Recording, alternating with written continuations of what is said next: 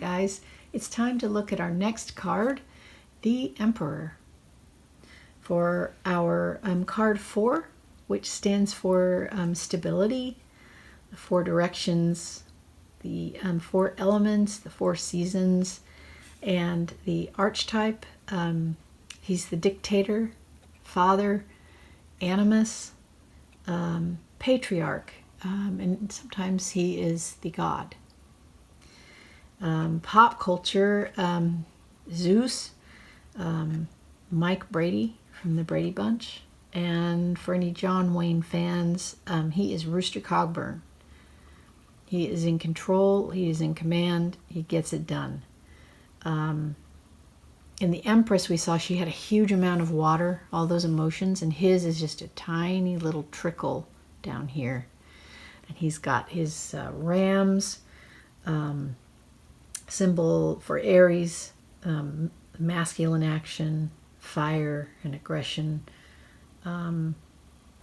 He's got his Ankh, his little Egyptian symbol of life, and indicates he, under the law, he bears the power of life and death. So he is rigid, he is governed by rules, leadership, order, control. He's the protective father.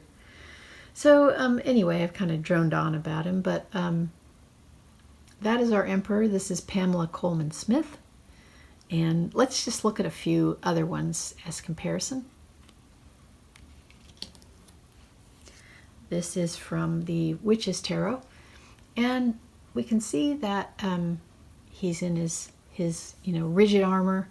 He's got his cloak here with his Aries, his fiery energy, his Ankh, and he's kind of gazing off to the children playing. So he's protectively watching them. He's making sure that they play nice. We've got our mountains here for his stability.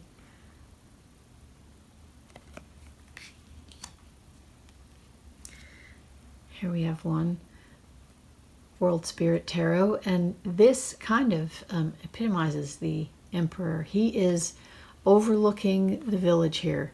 So he is taking care of society, with his laws and order.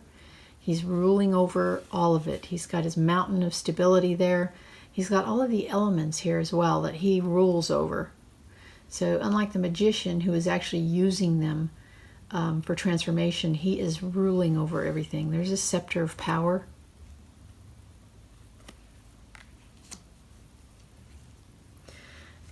This is the Everyday Witch Tarot, and kind of a slightly different take on it. There's his scepter. He's got his mountains there and his armor, and he is firmly sitting there, kind of looking at you, making sure you kind of obey the rules. But he also has a bit of the animus here. There's his wild side, for the god, his antlers.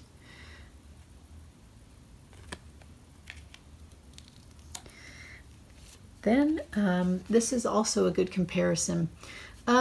He doesn't always have to be, rigid in armor. He can also be that loving, guiding father figure. So he's got, at the top here, we have the sun and the moon for balance. We have the horses, light and dark, positive, negative, in balance. So he is in control. Everything is ordered, but yet he's also very loving and kind, overseeing everything. And we have another take. This one is titled Grandfather, but he is still the elder, masculine, dominant person who is overseeing the village, the community, guiding with strength and wisdom. And finally, we have this little guy here. This is a good depiction also. I think it's just wonderful. Here we have this strong, protective tree overseeing and protecting the smaller trees, this little community down here. We have the mountains in the background again, but it emphasizes how strong and utterly composed this emperor is above his fragile little community down here. So some nice takes on the emperor, and I hope that you've enjoyed this as much as I have. We will move on to our next card. Thank you.